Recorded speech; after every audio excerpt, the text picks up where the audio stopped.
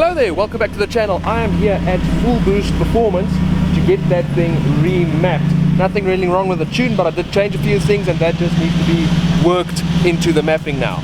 Now since I've had the thing tuned, I had a custom FTF performance intake built with a ProRam cone filter, changed up the exhaust, and I had to change the spark plug gap, funny enough, to solve an issue that I had with low RPM, high load pinging. So right there is the engine, that is box standard. There is the aforementioned intake system, and in terms of the exhaust, I can never remember which one it is. I think it's a 63mm dual pipe with an H pipe up there somewhere with one resonator and one silencer on each pipe. So each bank has its own exhaust system. It just has the H pipe there to introduce some balance, to help with scavenging, and also to help with low down and mid-range torque. And just for pedantic, spark plug gap is either 0.8 or 0.85mm. I can't quite remember which one. Other than that, the engine is bog standard. All I really did otherwise was remove all of the accessories, all of the things that could cause parasitic drag. So all that's on there in terms of accessories is the alternator. No idlers, no aircon pump, no extra stuff, nothing. It's the crank gear, belt, and the alternator. That's it. So the reason for the retune is, ever since I introduced all of those changes, it has gotten a bit more thirsty, and it now idles at 1500 RPM instead of the proper 1000, which obviously is way too high and is very bothersome when you're out on the trail. So as it sits right now, well, that's before I did the exhaust. The exhaust will definitely have affected, if anything, the torque and the torque curve. But before I did the exhaust, on the current tune, on FTF's dyno, it put down 141 kilowatts and 272 newton meters on the rear wheels. Quite keen to see what it does on this dyno, and keen to see what the torque curve looks like now. And then after the tune, I'm probably going to want to go put it back on FTF's dyno, because that's the dyno I know. That is sort of my reference point, just to see what it actually makes, because no two dynos are quite exactly the same. You never know how stingy it is, how generous it is, and how it what's the word? Or how the torque figures it puts out, how accurate those are. Because there are so many discrepancies between dynos, it is mad. All of this is in preparation for a trip that I have coming up. Me, my dad, and some other people in a bunch of old Toyotas are going to Sani Pass. Well, we're going to Lesotho to do Sani Pass. We're going to do Sani Pass 3 times, up, down, but we're sleeping on top, so we're going back up again. And we're going to do a few other things as well, but Sani Pass is the main goal.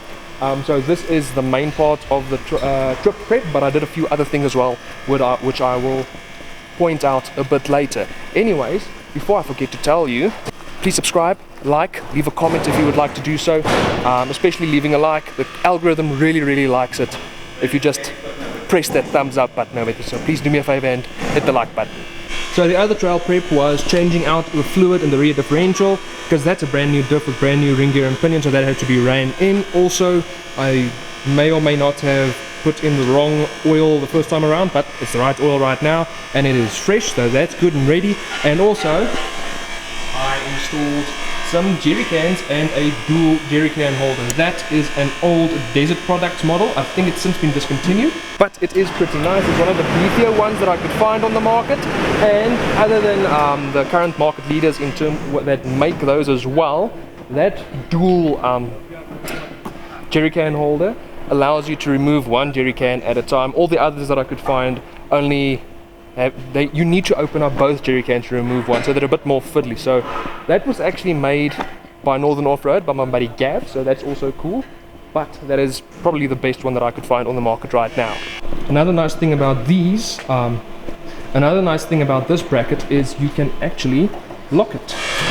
So we are almost just about ready to go. There is some or other readout in there. The laptop is already on standby. They are clamped on the battery.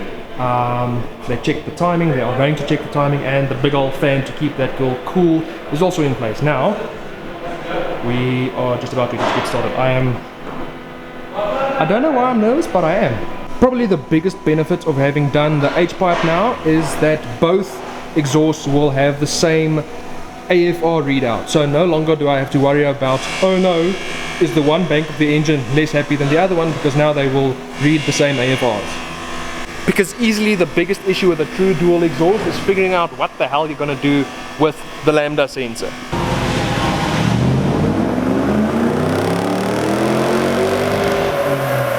So Marius's dyno is definitely a heartbreaker. It did 111 kilowatts and 228 newton meters of torque. At least we have a baseline now. But look at that torque curve real quick. That is a very flat torque curve. That is absolutely insane. It's almost completely plateaued. Like it doesn't go up or down, nothing. Obviously it dips there and below on the higher RPMs, but that is very usable. That is very good. So it does seem at least like the alteration to the exhaust has done its job. According in theory at least, it was supposed to improve low down and mid-range torque, and it's done exactly that. There's like a 10 newton meter, 20 newton meter difference between 1000 RPM and 4300 RPM where it peaks, and that is much smaller than the 50 newton meter gap that there used to be.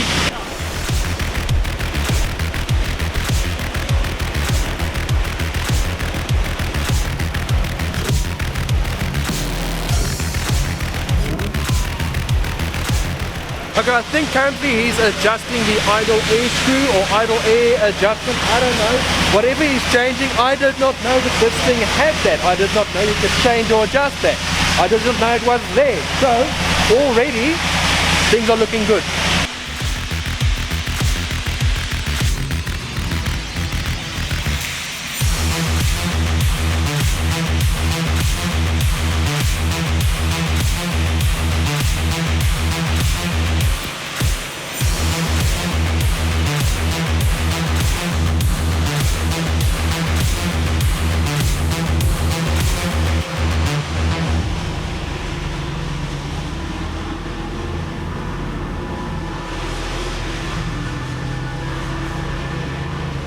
So it took some fiddling to get the idling back down to where it needs to be, but it seems that they've got it sorted now.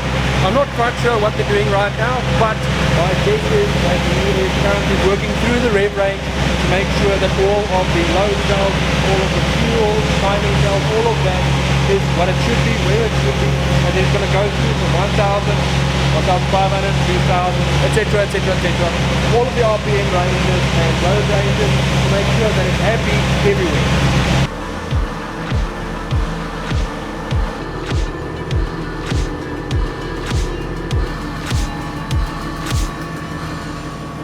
So it seems like he's slowly introducing more and more load as he progresses through the RPM ranges. So he's doing each range more than once at different load ranges, load levels. Yeah, that one.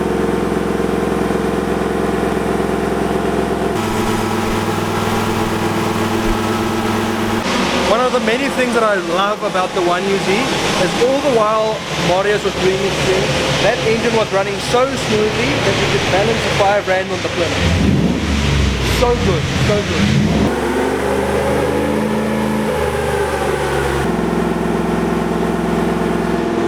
He is loading this thing to oblivion. He's probably currently simulating pulling a trailer, pulling another trailer. This engine is putting in the work.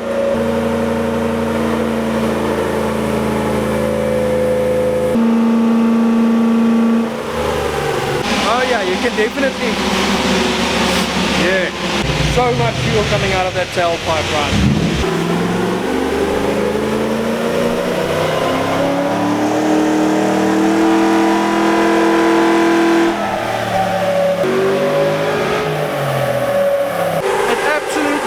Gets old, just how angry this thing sounds when you put it on the loading port. Intoxicating. Okay, at least now it seems like it's getting a bit of a break, a well-deserved break at that, because this thing has been working very hard, and I can imagine what's the temperature. Oh no, it's not even breaking a sweat yet. It's a bit above operating temp, but we're not even close to ODD. So the cooling system is working as it should. Sadly, nothing's exploded yet, so I think I forgot to mention this earlier, but I will not be surprised if we end up losing a bit of power on this thing, because the main goal with this retuning is not outright performance. I really don't need to shoot every bit of kilowatt, every little newton meter of torque out of this thing that it can give me, because it doesn't need all of it. I just need this thing to get a bit less horrible gas mileage.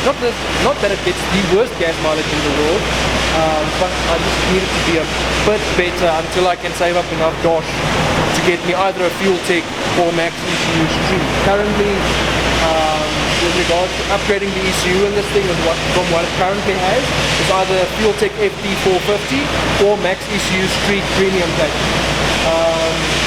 Currently the FuelTech is a bit more expensive, but I'm going to see what they cost around about Black Friday times, because apparently FuelTech do good Black Friday deals when that time of the year rolls around, so I'm going to keep an eye on that this year.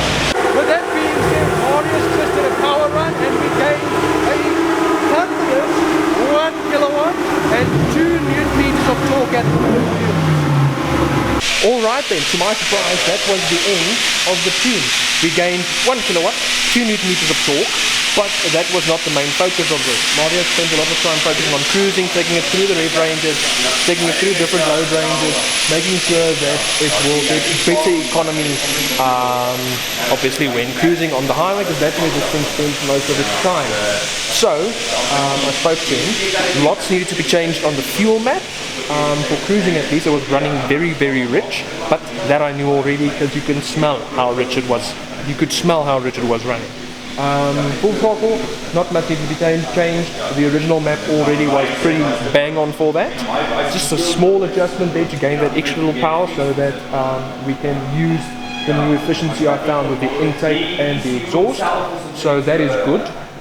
And now I just need to do some long range driving with this thing, which I will be doing plenty of, because I'm probably going to do, in 2 weeks time, I'm going to do like 2,000, 3,000 kilometers with this thing. So yeah, we will see how it does then. Okay, so while they're putting all of the spark plug covers back and preparing it to take it off of the roll, I quickly spoke to Marius. I am now awaiting a quotation on the installation and supplying of a FuelTech FD450 with its wideband intact. The nice thing about the FuelTech is basically it does not come with a screen. The screen is the ECU, so it's very compact, very light for if you're worried about weight in a race car and stuff like that. And obviously it already has a screen, so that's one less thing to worry about, one less thing to set up, and one less thing to wire in and program, etc, etc, etc. And on the 1UZs, the FuelTechs are very tried and trusted in South Africa at least. The Max ECUs are probably very widespread in the UAE, because that's where I know the Max ECU from, and these 1UZs have been getting very, very popular in the UAE as of late. But in South Africa at least, I know of a few 1UZ powered cars running the FuelTechs, including Mr. Piet Plaas's Corolla, but I think that they run either the FD550 or the FT600. Which, I mean, it makes sense because I think it's the 600 has 8 injector and ignition outputs, so for V8 obviously that is what you want to do. But the main problem with the V8 is basically it's a huge financial step up to get an ECU with 8 injector and ignition outputs, so that's why I'm compromising with the FT450 that has 6 injector outputs, and in my case I will then have 4 usable injector outputs, because in a V8 obviously you can't do a batch of 6 injectors. That just will not work. 8 does not divide by 6, so it won't work. But luckily I still have many months to think and dream and have nightmares about which ECU I'm going to run and what I'm going to do with it. So that's far in the future. Now I need to focus on how does this thing run now and what will it do with fuel economy. Now I need to see when I can pop over to FTF so I can put this thing on their dyno to see what it does on theirs, so I know if we actually did gain or lose power, and I can actually see what the torque curve looks like right now. Because I have a readout at home, and obviously they have all my readouts saved on their system, so I really want to compare the torque curves before and after I've done the exhaust. So I need to figure out when and where I'm going to get the time to do that. Maybe they can actually slot me in while I drive home. I'm going to go call them now. So in the comments, what do you think it'll do? Will it do more? Will it do less? And how much more will it do?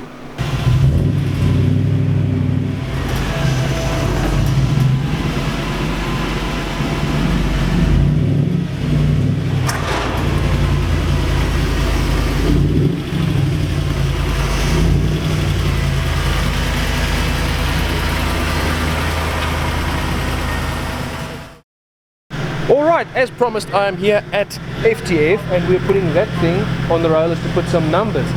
Very keen to see, because as I said, they have my previous numbers on file, so now I can actually compare my torque graphs, because I really want to see if those changes to the exhaust actually affected my torque output. You can see the leaderboard is still up. GPT Corolla is in second. Yeah, man, gotta fix that.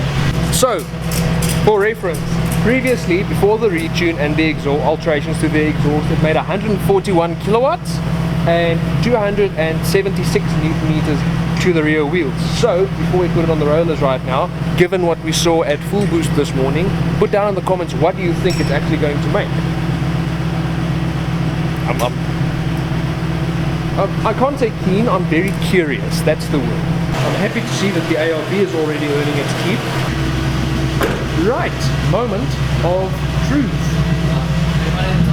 Before the keyboard warriors come in, yes, it's already warm, it's already up to temp. No danger, possibly coma.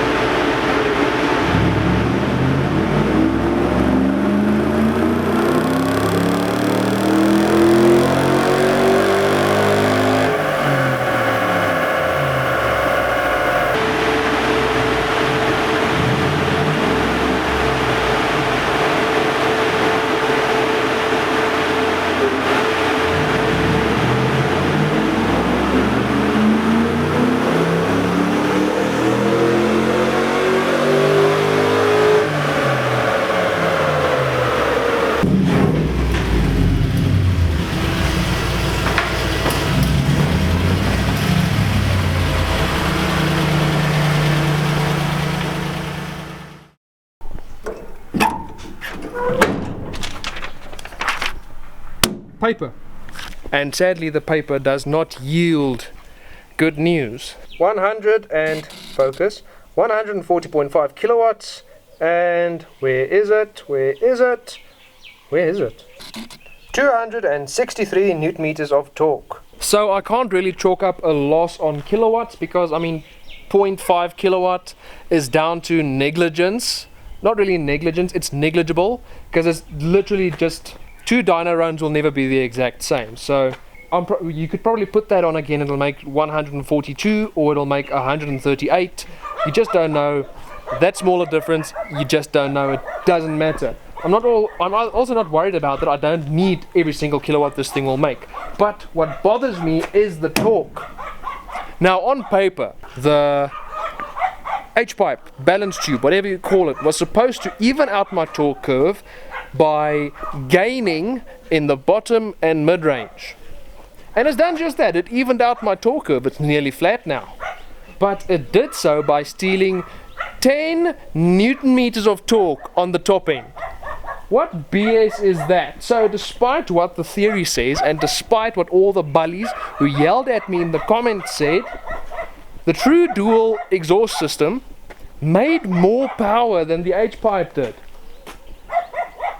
Honestly, I'm not too upset because the H-pipe sounds so much better than the true duals did. That is the sound that I want from this thing. So 10 newton meters of torque where I'm almost never going to use it, I'll make my peace with that.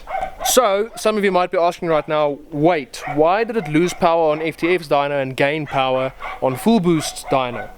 Well, the exhaust was never tuned in. I never had it on the rollers after the exhaust was done. So the exhaust probably cost me about 231 kilowatts, and then Marius tuned for it, and then I lost that loss in kilowatts. But the loss in newton meters still remains.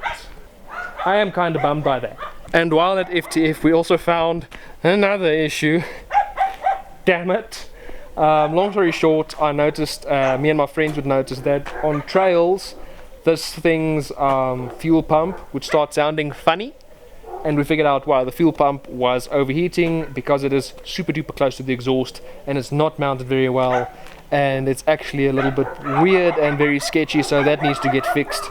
But other than that, I did some retail therapy, so let me show you that. First up is an FTF fuel pump bracket to solve the issue that I just mentioned.